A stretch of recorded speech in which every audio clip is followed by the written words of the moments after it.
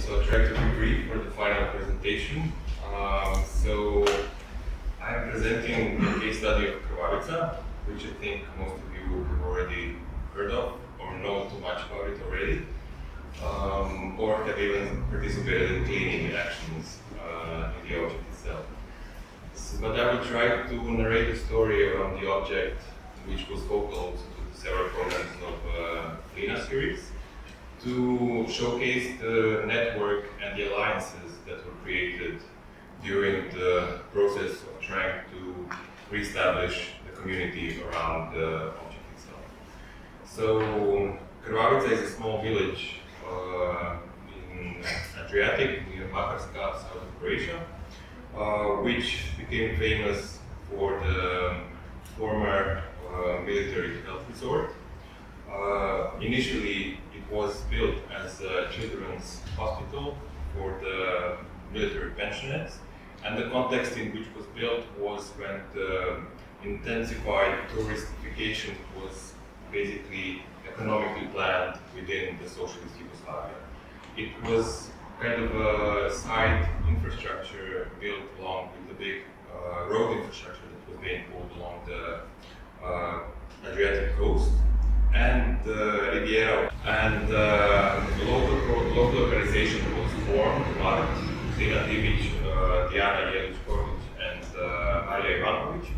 who organized also performative actions after the cleaning action, where we had basically a festival and gathering. Here are some screenshots of the cleaning action. Of course, maybe it's needed to say that the local community is completely ignorant of the fact that this is work architecturally and urban-wise regarding the local community. So it was constant negotiation with the local company on cleaning and taking the garbage actually collected. So this yellow container you can see was a small victory also to get it from the local cleaning company.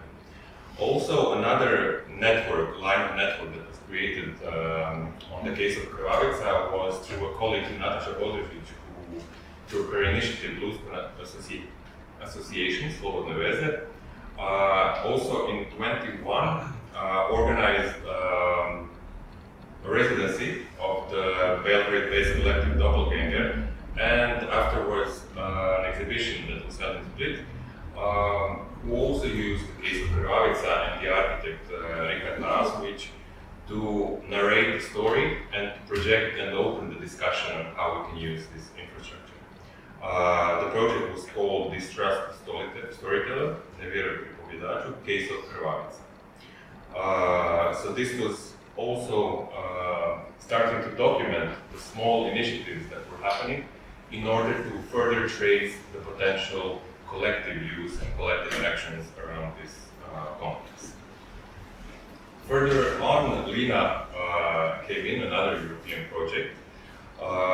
and also comrades from Finland, which were some of them presenting today, but also LINA was kind of also catalyst for thinking of the future and the presence of the Krvavica case, and it brought also this publication where one part was dedicated also to Krvavica, but mostly focusing on critical tourism to the lens of Adriatic territory, with Mika and Henrik, who are here with us, and Anadana as curators, right, of the issue. So we can see different formats which were used in order to keep the advocacy addressing critically the topic of Krvavica, but also critically discussing tourism and approach. LINA also, through LINA and the project, the films were made with Rebecca Bratoš-Gornik, who is also here with us, and Joaquin Mora, who is here maybe only by video, in 22, if I'm not 3. So basically, the process of using these European projects in order to document, to engage furthermore the local community and the international community was then again used to discuss how can we use this infrastructure, what does it mean for the local community, but also further engaging the wider local community within this project. So finally, in 23, the Tina Divić, with her colleagues from MART, Association from Makarska, and other friends in Krvavica, started to organize a summer festival, which was basically a trigger to use for the first time the very complex of Krvavica. So this is a report of the activist Tina Divić about reviving the former headquarters of Krvavica, that this summer the place finally became a cultural center, which basically came a surprise that of several hundred people gathered for the first time inside the building. Although being in ruin, people felt strong connection with the building itself. Being there as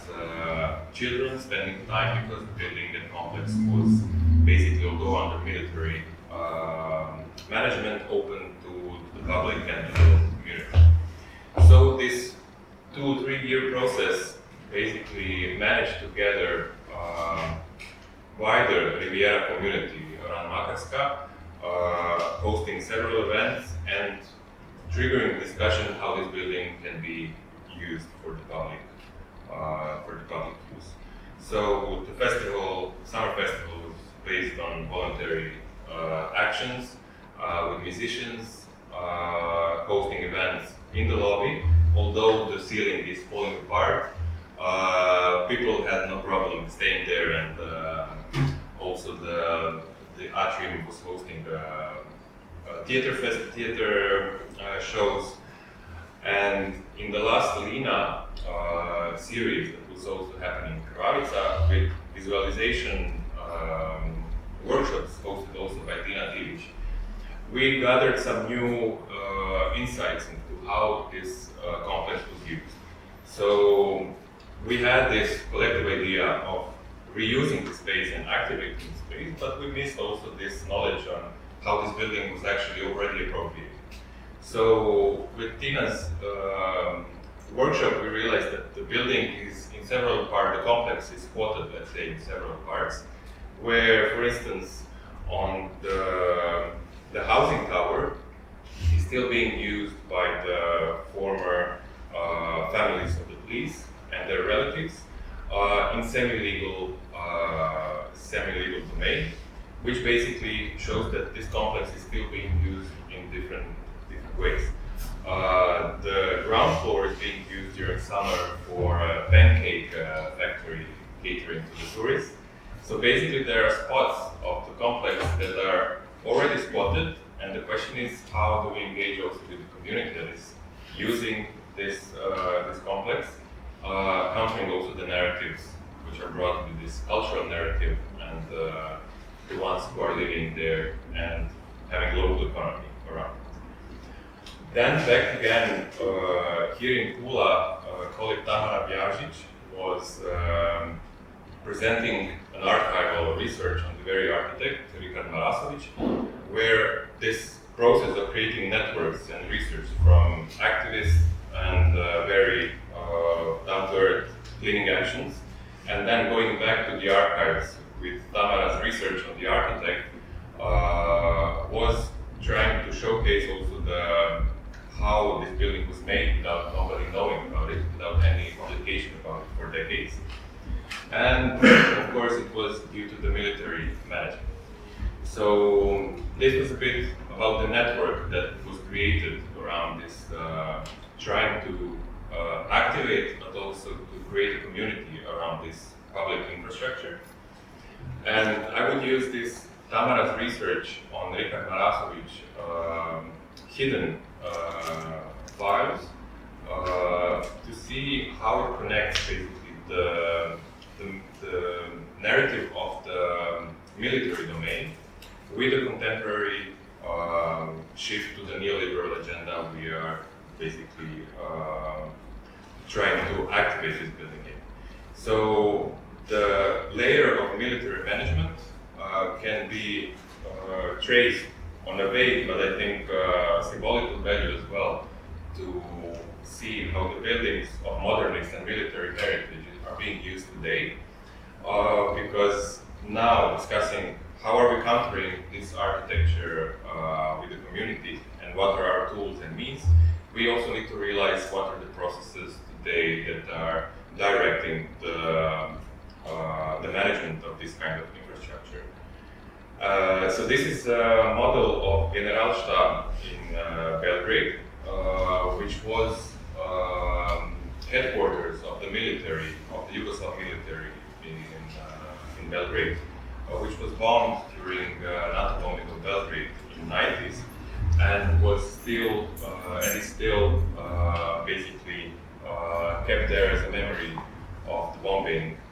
in the center of Belgrade. So the relation that is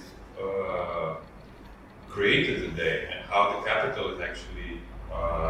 managing this modernist heritage is very interesting on this case of Belgrade, where this symbolical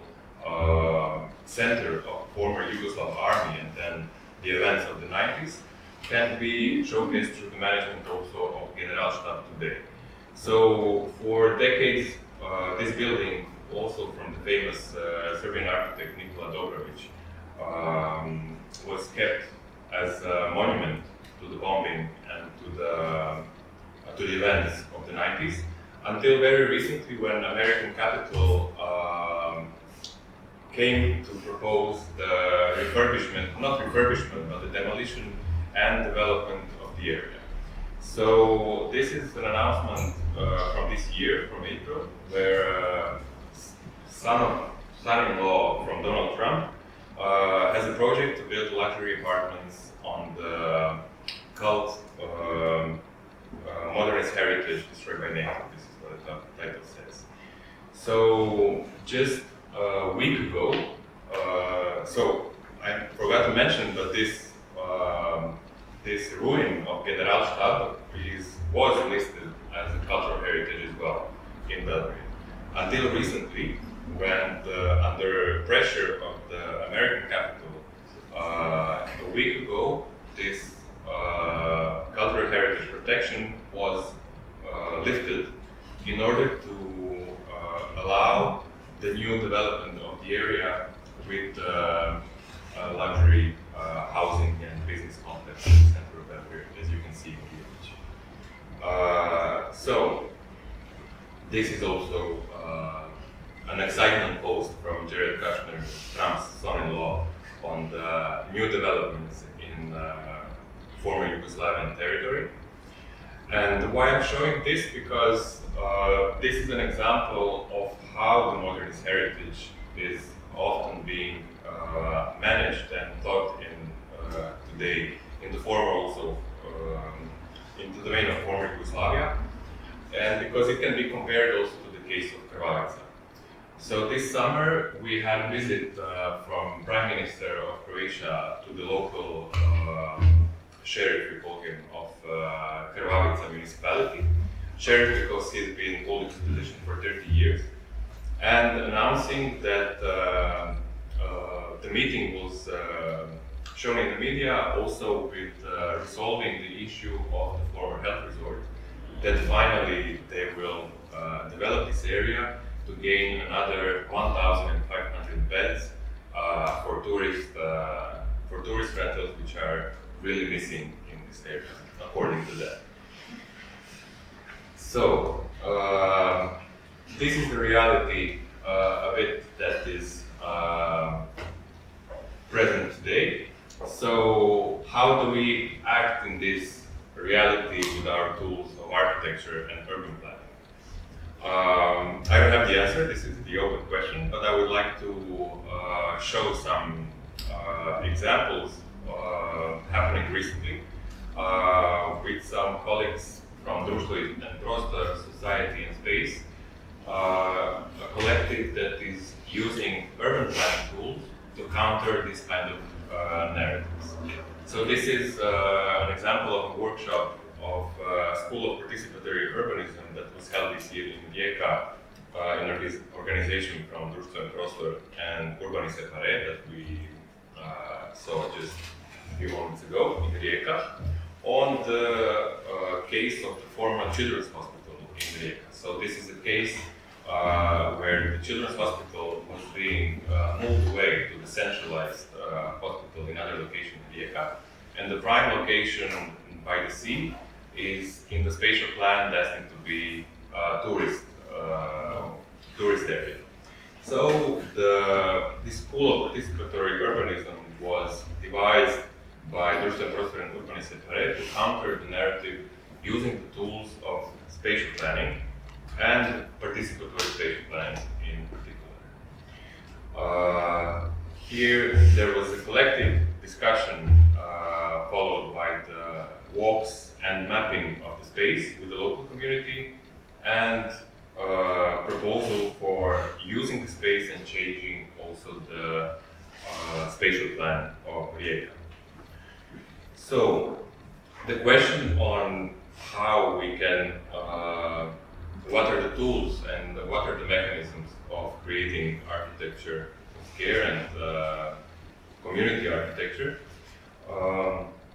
in this occasion presents urbanism as one of the most boring, but also one of the most useful tools, which is usually completely neglected by the architectural circles, but which in large scale defines how we plan the space and how it will be used. As we have seen before, the cultural heritage, so listing and having these protection mechanisms and activist fights for using this mechanism is one tool, and with spatial planning, I believe it is one of the last resorts and last tools we have in order to